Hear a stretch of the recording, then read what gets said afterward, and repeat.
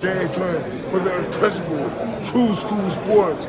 Let's go, baby. Bow! Be careful what you wish for because it can become a reality. Yeah.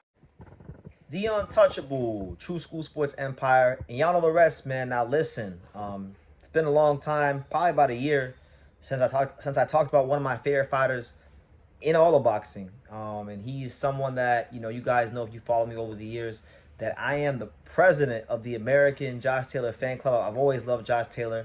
I'm the one that coined the phrase, I'm picking Josh Taylor against the field, and I did until the wheels fell off. Like, regardless, like I like Josh Taylor that much because I really enjoyed his ascension in boxing. It was a fun time for me covering his career, making his videos about him and whatnot. But it's been a rough go of things the last couple of years for the Tartan Tornado. Obviously, he was the undisputed champion when he beat Jose Ramirez in 2021. And I thought, like, at that moment in time, so after he beats Ramirez, I thought that around that time, that's when he should have dropped the belts because he achieved what he wanted to achieve, and he should have been actively campaigning as a welterweight back then.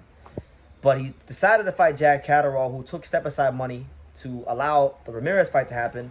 And then before you know it, he got wrapped up in, just a tornado, pun intended, a tornado of, just fights the last 3 years. He fought Catterall, lost in many people's eyes, but got a good decision, so they wanted a rematch. Then Top Rank game a Teofimo Lopez fight.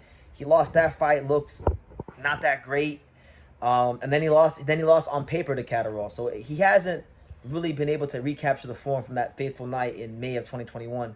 And now he finds himself 34 years old, tail end of his career. Now he finally makes the move that he should have made 4 years ago to welterweight. He's taking on Ekow Essuman in a matter of 10 days out there in Glasgow, Scotland. Essuman, the former British champion, who Essuman 3 fights ago, he was in the rankings. He was looking like he was going to become a potential world title challenger, and then he lost to Harry Scarf, right? So, he's had 2 wins since then, but not a guy that's achieved what Josh Taylor's achieved in the sport. So this on paper, it should be a fight for Josh Taylor to dip his toe in the water, see what he has at welterweight, win, and make his bid at a welterweight title and becoming a 2-weight world champion. But let's talk about Josh Taylor, the welterweight, because right now as it stands, he is ranked in 2 of the sanctioning bodies. Josh Taylor is ranked number 11 in the WBC and number 11 in the WBO. So that means that Josh Taylor can actively go the route of maybe pursuing a fight with the Pacquiao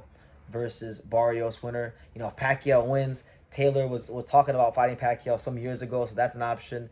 Brian Noman and Jitazaki are fighting, so maybe he winds up finding the winner of that in the future. But he's a name. Like, as a former undisputed champion, he is a name. So once he gets active and if he goes out there and he looks good against Essuman, I think Taylor is going to be a good addition to what really and truthfully right now at this moment in time, guys, we're in a very thin welterweight division. I mean, an insanely thin welterweight division where Manny Pacquiao is getting a title shot at 46, where you have Mario Barrios as one of the biggest names in the division, where you have Rolly Romero holding a secondary title, where you have Devin Haney ranked, Ryan Garcia ranked, guys that were in the lower weight class now ranked in the top 5. It's not a very strong division. It lacks names. I mean, it has some names, but it lacks substance. That's what I'm trying to say. And so I think there are some good fights out there for Taylor. I think if he wins this fight, you got like the likes of Rocha and Rashidi Ellis and Nicholas Flaus and Rohan Polanco and maybe the loser of Sasaki versus Norman. You got Conor Benn. You got Conor Benn, right? Conor Benn is a fight that domestically in the UK I think would do great business because Ben is now a bigger star over there coming off the heels of the Eubank fight. Ben is someone that I think Taylor could beat, even if Taylor isn't what he was in 2021. I think even now at a new weight class, with a compromised version of who he is now, he still beats Conor Benn. Conor Benn is strong and he's athletic and he's got quick twitch muscles, but he's not a high level world level fighter. We know this, and that was shown when he fought Eubank. He had Eubank compromised, weight drain, and he couldn't do nothing with him. So I say all that to say that I think probably the fight that's going to wind up happening, I think the next big fight, because just looking ahead, because no disrespect to Ekow Essuman. If he goes in there and he beats Josh Taylor, he'll get his video on True School Sports, but Taylor should beat him.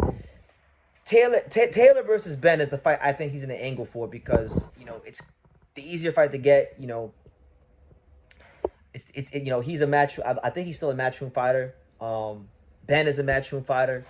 Either way, they're both in the UK. So yeah, I think whether it's for Ben or Norman or Ennis or somebody else, Josh Taylor is going to get a big fight. That much we do know. And I can't believe I'm saying this because I didn't think I would ever say this, but the welterweight division needs Josh Taylor. Like, it really needs Josh Taylor to be at his best because this division does lack a lot of substance. It lacks depth and talent. And even some of these bigger names from 140, like the guys like Ryan and Devin, these are not guys that I think are going to really do much in this weight class because these guys have been pampered most of their career. They've been not as good as advertised for most of their career, and now they're in a weight class where dudes are going to start hitting their ass like with some real power. And I don't think any of those guys has a real future at welterweight. So yeah, I got my fingers crossed with Josh Taylor. I like him. I think I don't think he'll reach the heights he reached at 140, but I do think there are some good fights for him. When I look through and I survey the rankings, I like the Conor Benn fight. I like him versus the loser of Norman versus Zaki. I like him against maybe Suleiman Sissoko, who just beat Kavaluskas in a tough fight. There's options out there for Josh Taylor, and with his pedigree and his status in the sport, I can't see a world where guys don't start calling his name out and looking to fight him because he's not what he used to be.